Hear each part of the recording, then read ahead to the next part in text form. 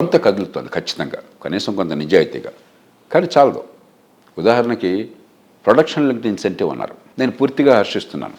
Mobile టెలిఫోన్లు కావచ్చు, మిగతావి కావచ్చు, ఉత్పత్తిని బట్టి ఎగుమతులను బట్టి ఇన్సెంటివ్ ఇస్తామన్నారు. ఈ మన పన్ను కట్టేవాళ్ళని డబ్బులు ఇచ్చినా కూడా దానివల్ల ఉపాధి కలిగితే అంతకంటే కావాల్సిందేముంది, ఆర్థిక వ్యవస్థ పెరిగితే. దాంతోపాటు employment linked incentive, Congress party దీనిలో మేనిఫెస్టోలో ఈ మాట ఉంది, వారిని అభినందిస్తున్నాను. తప్పులు ఎట్లా ఉన్నాయో కొన్ని మంచి కూడా ఉంటాయి. ఇప్పుడు ఎంప్లాయ్మెంట్ లింక్డ్ ఇన్సెంటివ్ అన్నారు, అలా చేయాలి. కొత్త ఉద్యోగాలను సృష్టిస్తే దానికి ప్రత్యేకంగా మనం ఆ పరిశ్రమలకు రాయితీలు ఇద్దాం, వాటికి సబ్సిడీలు ఇద్దాం. అలా కొన్ని ఏర్పాట్లు కావాలి. తర్వాత కార్మిక రంగంలో మౌలికమైన మార్పులు తేవాలి. దానిలో ఆ మార్పులు తేవడం కోసం బీజేపీ ప్రయత్నం చేసింది. చాలా చట్టాలుంటే 4 చట్టాలుగా క్రోడీకరించి రాష్ట్రాలను ప్రోత్సహించి మీ రాష్ట్ర అవసరాల మేరకు కార్మిక చట్టాలను సడలిద్దాం కావాలంటే. ఎందుకంటే కార్మిక చట్టాలు అప్పటికే కుర్చీలో కూర్చున్న వాళ్ళ రక్షణ కోసం ఉన్నాయి, కానీ కొత్త ఉద్యోగాల కల్పన కోసం లేవు. రైల్వే కంపార్ట్మెంట్లో మనం వెళుతున్నప్పుడు పూర్వకాలం, ఇప్పుడు కూడా కొంచెం అట్లానే ఉంటుంది, జనరల్ కంపార్ట్మెంట్లో ఎక్కినప్పుడు లోపలికి వెళ్ళేదాకా లోపల సీటు దొరకదు, తాళతంటాలు పడదు. లోపలికి వెళ్ళిన తర్వాత వాడిని ఇంకా రానివ్వం, మనం మూసి కూర్చుంటాం. ఈ సంఘటిత రంగం ఉద్యోగాలు కూడా అంతే. ఉద్యోగాల కోసం బోర్డంత పోటీ. ఒకసారి వెళ్ళిన తర్వాత వాళ్ళకి అపారమైన రక్షణ, వాళ్ళకి రక్షణ ఉంది కాబట్టి ఉద్యోగాలు ఇచ్చాడు. బాబు ఇంక నేను చచ్చిన ఉద్యోగాలు ఇవ్వను, ఉద్యోగాలు ఇస్తాం పాపం అవుతుంది, నా తలకాయ తింటున్నారు. కాబట్టి ఉద్యోగాలను సృష్టించకుండా వ్యవస్థ పెంచడం ఎట్లాగా, కాబట్టి యాంత్రీకరణ, మెకనైజేషన్ ఇలా జరుగుతుంది దేశంలో. ఎందుకని కార్మిక చట్టాల వల్ల. కార్మిక చట్టాలు దారుణంగా ఉండటం చేతనే తక్కువ నైపుణ్యంతో ఉపాధి వచ్చే రంగాలు, ఉదాహరణకి గార్మెంట్. ఈ దేశంలో చైనాకి సమానంగా మనం ఉత్పత్తి చేస్తున్నాం. మన చేనేత కార్మికులు కానీ, లేకపోతే మన డిజైనర్స్ కానీ, ఇంకొకళ్ళు కానీ ఎవరికి తీసుకోరు ప్రపంచంలో. చైనా $325 బిలియన్, $325 బిలియన్ అంటే 25-30 లక్షల కోట్ల రూపాయలు, 30 లక్షల 25-26 లక్షల కోట్ల రూపాయలు దుస్తుల్ని తయారు చేసి ప్రపంచానికి అమ్ముతోంది. భారతదేశం మొత్తం కలిపితే $35 బిలియన్ అంటే 2,80,000 కోట్లు. 30 లక్షల కోట్లు ఎక్కడ, 2,80,000 కోట్లు ఎక్కడ? వాళ్ళకంటే భారతదేశం పేద దేశం, వాళ్ళకంటే తక్కువ నైపుణ్యం ఉన్నవాళ్ళు ఉన్నారు. వాళ్ళంత ప్రతి మనకు పండుతుంది, జనాభా ఉందిగా మనకి. వాడు 30 లక్షల కోట్లు అమ్మితే నేను 3 లక్షల కోట్లకు మాత్రం కూడా అందుగా అమ్మలేకపోతున్నాను. 30 లక్షల కోట్ల ఉపాధి ఎక్కువ వస్తుంది. ఆ దిశగా మనం ఆలోచించలేదంటారా? కార్మిక చట్టాలు సరిగ్గా లేవు. భారతదేశం మొత్తంలో ఒక బ్రాండిక్స్ ఉన్నది మనకి పాత విశాఖపట్నం జిల్లాలో, ఇప్పుడు అనకాపల్లి జిల్లా అయి ఉంటుంది, అచ్యుతాపురం దగ్గర. శ్రీలంక వాళ్ళ కంపెనీ, 22,000 మంది మహిళలు, పెద్ద నైపుణ్యం లేని వాళ్ళు, గ్రామాల నుంచి వచ్చిన వాళ్ళు, వాళ్ళంతా బ్రహ్మాండంగా మంచి ఉపాధి పొందుతున్నారు, గౌరవంగా బతుకుతున్నారు. మన కార్మిక చట్టాల్లో కనుక ఈ సడలించి ఉపాధి కల్పనే ప్రధాన లక్ష్యంగా కనుక ప్రభుత్వాలు, పార్టీలు పనిచేసినట్టయితే కోటాను కోట్ల మందికి అలా ఉపాధి వచ్చిండేది. అలాగే ఆరోగ్య రంగాన్ని బాగు చేస్తే దేశం ఆరోగ్య రంగం మొత్తంలో 36 లక్షల మంది ఉపాధిలో ఉన్నారు. కనీసం మన దేశంలో 3 కోట్ల మందికి ఉపాధి కల్పించవచ్చు. ఆరోగ్యం అంటే అంత డిమాండ్ ఉంటుంది ప్రపంచంలో. ఆరోగ్యం అవసరం లేని వాళ్ళు ఉంటారా? అవును, మినిమం కదా. కాబట్టి ఇది ఊరికే విపన్యాసాలతో వచ్చేది కాదు, గవర్నమెంట్ ఉద్యోగాలు భర్తీ చేస్తే వచ్చేది కాదు. ఈ పిచ్చి నుంచి బయటపడాలి. ఆర్థిక వ్యవస్థని పెంచడము, ఉపాధి కల్పనని ప్రోత్సహించటము, కార్మిక చట్టాలను సడలించటము, చిన్న పరిశ్రమల్ని, స్వయం ఉపాధిని ప్రోత్సహించటము, వారికి కావలసినటువంటి రుణాలు ఇచ్చే ఏర్పాటు చేయటము, వాళ్ళ మీద వేధింపులు లేకుండా చేయటము, వాల్యూ ఎడిషన్ అని చెప్పంటాం, వ్యవసాయం ఇతర రంగాల్లో అగ్రో ప్రాసెసింగ్ లాంటివి చేయటము. ఇలా సమగ్రమైన వ్యూహంతో కదిలితే తప్ప ఈ దేశంలో ఈ సమస్యకు పరిష్కారం. ఇది అత్యంత కీలకమైన సమస్య. దీనికి ఎవడో 100 మంది నోబెల్ ప్రైజ్ పొందిన వాళ్ళని కూర్చోబెట్టినా కూడా ఇదిగో నా దగ్గర ఈ చిట్కా ఉంది అని చెప్పేవాళ్ళు.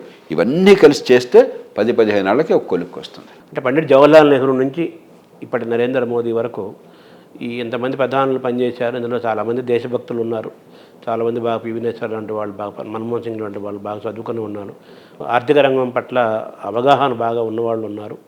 తర్వాత మీలాంటి ఐఏఎస్లు సెక్రటరీలుగా, ప్రిన్సిపల్ సెక్రటరీగా, క్యాబినెట్ సెక్రటరీలుగా, జాయింట్ సెక్రటరీగా ఉన్నారు. ఇంతమంది ఇన్నేళ్ళు 75 ఏళ్ళు దేశాన్ని పరిపాలించి ఈ ఆఫీసర్లు, మేధావులు, ప్రధానులు కలిపి వాళ్ళందరికీ ఈ ఆలోచనలు రాలేదంటారా? ఎందుకు చేయలేదంటారు? ఇప్పుడు ఆలోచనలు కొత్తవి కాదు. ఏమిటంటే 1991 దాకా ఒక పిడివాదంతో వెళ్ళాం. మళ్ళీ ఆ పిడివాదాన్ని ఇప్పుడు తీసుకొస్తున్నాం. ఎవరు తెస్తున్నారంటారు? సంపద పంపిణీయే తప్ప సంపద సృష్టి అన్నది లేకుండా చేశాం. 91 పిడివాదం ఎవరు తెస్తున్నారంటారు? ఇప్పుడు కాంగ్రెస్ పార్టీ మేనిఫెస్టో అంతా పిడివాదమే. సంపద పంపిణీ, అది ఇస్తాం, ఇది ఇస్తాం. ఎక్కడి నుంచి వస్తుంది చెప్పడు. వనరులు, డబ్బులు ఎక్కడున్నాయో చెప్పరు. ఆర్థిక వ్యవస్థ ఎట్లా పెంచుతారో చెప్పరు, దానికి పెట్టుబడులు ఎక్కడో చెప్పరు. కార్మిక చట్టాలను మరింత బలోపేతం చేస్తాం, వాళ్ళు రాసిన మాట అది. అది ఉద్యోగాల కల్పన, ఉద్యోగాల కల్పన వ్యతిరేకం. వాళ్ళ దృష్టిలో ఉద్యోగాల కల్పన, ఉపాధి కాదు అది. అదే సమయంలో మళ్ళీ ఎంప్లాయ్మెంట్ లింక్డ్ ఇన్సెంటివ్ ఇస్తామన్నారు, అది మంచిది. అదే రెండో పక్కన కార్మిక చట్టాలు మరింత బలోపేతం చేసి ఎంప్లాయ్మెంట్ రాకుండా చేస్తాం, అంటే ఈ 75 ఏళ్ల స్వతంత్ర భారత ప్రభుత్వ ఉద్యోగాలను భర్తీ చేస్తాం. ఈ పిడివాదం 91 దాకా రాజ్యమైనది, అందుకే దేశం దివాలా తీసింది. అందరూ గుర్తుంచుకోవాలి, 91లో ఏ పార్టీ ఏ ప్రభుత్వం కూడా బుద్ధిపూర్వకంగా పొరపాటు జరిగిందని చేయాల, గతి లేక చేశారు. దేశం దివాలా తీసి చివరికి అప్పులు కావాలి మనకు, విదేశీ మారక ద్రవ్యం లేకపోతే, డాలర్ లేకపోతే ఇక్కడ ఆయిల్ మనం దిగుమతి చేసుకోలేం, ఎరువులు దిగుమతి చేసుకోలేం, అత్యవసరమైన వస్తువులు ఏది దిగుమతి చేసుకోలేం. దేశం ప్రమాద పరిస్థితిలో ఉన్నప్పుడు బొంబాయిలో ఖజానాలో ఉన్నటువంటి బంగారాన్ని ఇక్కడ కుదువ పెడితే వాళ్ళు ఒప్పుకోలే. లండన్ తీసుకురండి, మిమ్మల్ని మేము నమ్మం అన్నారు. ఎంత అవమానం మనకి. లండన్కి విమానంలో రహస్యంగా తరలించి లండన్లో బంగారాన్ని కుదువ పెట్టి ఆపద్ధర్మంగా కొద్ది వారాల పాటు కావాల్సిన విదేశీ మార్గ ద్రవ్యాన్ని మనం అప్పు తీసుకోవాల్సి వచ్చింది. అలాంటి దుస్థితిలో గతి లేక ఆర్థిక సంస్కరణలు చేపట్టాం. నరసింహారావు గారు, మన్మోహన్ సింగ్ గారు దాన్ని చిత్తశుద్ధితో చేపట్టారు. అందుకే నరసింహారావు గారికి ఎందుకంత కీర్తి, ఆయనకి ఏదో బ్రహ్మాండంగా జనాదరణ ఉందని కాదు, ఆయన సొంతంగా 100 సీట్లు తెచ్చుకున్నారని కాదు. అవకాశం వచ్చినప్పుడు చిత్తశుద్ధితో గతంలో చేసిన తప్పిదాలను గుర్తించి అనునయంగా మాట్లాడుతూ విన్నంత మేరకు ఏకాభిప్రాయాన్ని సాధించి ఆయన, మన్మోహన్ సింగ్ గారు చాలా సమర్థంగా ఒక స్థాయి వరకు ఈ సంస్కరణలు తీసుకొచ్చారు. అంటే Manmohan Singh, PV Narasimha Rao the best combination అని చెప్పాలి మన భారతదేశ పరిపాలన. 75 బెస్ట్ అంటాం లేదు, బహుశా అంతకంటే బాగా చేసింది ఆ తర్వాత వాజ్పేయి ప్రభుత్వం. మరింత సమర్థంగా నా దృష్టిలో ఆర్థిక సంస్కరణలు బాగా అమలు చేసిన ప్రభుత్వం వాజ్పేయి. ఇంకా మోదీ ప్రభుత్వం అంతం కాలేదు కాబట్టి దాన్ని చరిత్రలో అంచనా వేద్దాం. అంటే 10 ఏళ్ళు పరిపాలించిందిగా మోదీ ప్రభుత్వం, బ్రహ్మాండంగా చేస్తున్నారు, దానిలో అనుమానం లేదు. కాకపోతే ఏంటంటే నేను వాజ్పేయి గారి గురించి ఎందుకుంటున్నానంటే, మెజారిటీ ప్రభుత్వం లేకపోయినా 25-30 పార్టీలతో సంకీర్ణమైన, అడుగడుగునా చాలా ఇబ్బందులు ఎదురైన, అణు విస్ఫోటం వల్ల పోఖరణలో అమెరికా ఇతర దేశాలు ఆంక్షలు పెట్టిన, వాటన్నిటిని అధిగమించి దేశానికి ఆత్మవిశ్వాసాన్ని ఇచ్చి గొప్ప అభివృద్ధికి ఒక దోహదం చేశారు. అందుకోసం ఆయన ప్రత్యేకంగా మాట్లాడుతున్నారు. అంటే ఆర్థిక విధానం కూడా బాగుందంటారు వాజ్పేయి. దానిలో అనుమానం లేదు, దానిలో ఏమాత్రం అనుమానం లేదు. దాన్నే మన్మోహన్ సింగ్ గారు కొంతకాలం, మన్మోహన్ సింగ్ గారు, చిదంబరం గారు, తర్వాత రంగరాజన్ గారు, మౌంటెక్ సింగ్ గారు కొంతకాలం దాన్ని కొనసాగించే ప్రయత్నం చేశారు. కానీ అందరూ అనుకూలించాల. సోనియా గాంధీ వాళ్ళంతా ఇది ఉంది కదా అక్కడ ఇన్వాల్వ్మెంట్. వారిని కూర్చొని మాట్లాడిన కానీ పార్టీల్లో కానీ, క్యాబినెట్లో కానీ, ఇతర పార్టీలో కానీ పూర్తిగా సహకారం లేకపోయింది. వాళ్ళు ఇండిపెండెంట్గా లేదు, కొంత ప్రయత్నం చేశారు. సొంత ప్రభుత్వం, సొంత బలం లేదు, తగిన బలం లేదు. కొంత ప్రయత్నం చేస్తే తర్వాత వదిలేశారు, కాడెత్తేశారు. అన్నీ ఫ్రీబీలు మళ్ళీ ఉచితంగా ఇచ్చేస్తే ఓట్లు వస్తాయని చెప్పి దాని మీద ప్రయత్నం చేశారు. మళ్ళీ మోదీ ప్రభుత్వం దాన్ని, వాజ్పేయి ప్రభుత్వం ఎంత గట్టిగా మౌలిక సదుపాయాలు, పెట్టుబడులకు ప్రోత్సాహాన్ని ఇచ్చిందో అంత గట్టిగా ఇచ్చే ప్రయత్నం చేస్తున్నారు. తప్పులు చేశారు. ఉదాహరణకి నోట్ల రద్దు అమలు చేసిన తీరు ఖచ్చితంగా పొరపాటు. అది ఉద్దేశం మంచిదే కాబట్టి ప్రజలు క్షమించారు, తప్పులు జరగలేదని నేను అంటలా. కానీ ఒక సంకల్పం, గట్టిగా అభివృద్ధి జరగాలి. అభివృద్ధి అంటే మౌలిక సదుపాయాలు, పెట్టుబడులు, ప్రపంచానికి పోలి ప్రపంచ స్థాయిలో మనకు మౌలిక సదుపాయాలు ఉండాలి. ప్రపంచంలో అందరి పెట్టుబడులను ఆకర్షించాలి. ఉపాధి కల్పన ఇక్కడ జరగాలి, సంపద సృష్టి ఇక్కడ జరగాలి, ఆర్థికంగా మనం పెరగాలి. దాన్ని తదేక దృష్టితో ఖచ్చితంగా చేస్తున్నారు. ఒకప్పుడు 197% మొబైల్ ఫోన్లు దిగుమతి చేసుకున్న దేశం, చెన్నై పోర్టులో రోజుకి 5 లారీ లోడ్లు మొత్తం అంతా మొబైల్ ఫోన్స్ వచ్చాయి రోజుకి. ఈవేళ ప్రపంచంలో ఎగుమతి చేసే స్థాయికి వెళ్ళాం మనం. ఈ సంవత్సరం $10-12 బిలియన్ ఎగుమతి చేసామంటున్నారు. ఇంకా చాలా చేయాలి. దానిలో కూడా కొరతలు ఉంటాయి. కొంతమంది చెప్తారు ఏం లేదండి, ఊరికే ఇవి కలుపుతున్నారు అంతే. మీరు కలిపినా కూడా ఎంతో కొంత వాల్యుయేషన్ వచ్చింది కదా. ఒకప్పుడు ప్రతి అక్కడి నుంచి అడుక్కొని తెచ్చుకునే వాళ్ళం, ఇక్కడ మన పిల్లలకు ఉపాధి ఇచ్చి రేపు ఇంకా పెరుగుతాం. ముందు ఈ స్థాయిలో ఉంటాం, స్క్రూ డ్రైవర్ టెక్నాలజీ అంటాం, ఆ తర్వాత ఇంకొంచెం పెరుగుతాం. చైనా అట్టానే వచ్చింది, ఒకప్పుడు జపాన్ అట్టాలో వచ్చింది. ఏ దేశమైనా కూడా ముందు మొదలెట్టారు కదా మ్యానుఫ్యాక్చరింగ్. కాబట్టి ఆ ప్రయత్నాలు జరుగుతున్నాయి, దానిలో అనుమానం లేదు. ఈ నేపథ్యంలో ఉపాధి కల్పన కావాలి అని చెప్పంటే మ్యానుఫ్యాక్చరింగ్ పెంచాలి, ఆర్థికాభివృద్ధి పెరగాలి, అసంఘటిత రంగంలో ఉన్న కడగంటు తొలగించాలి.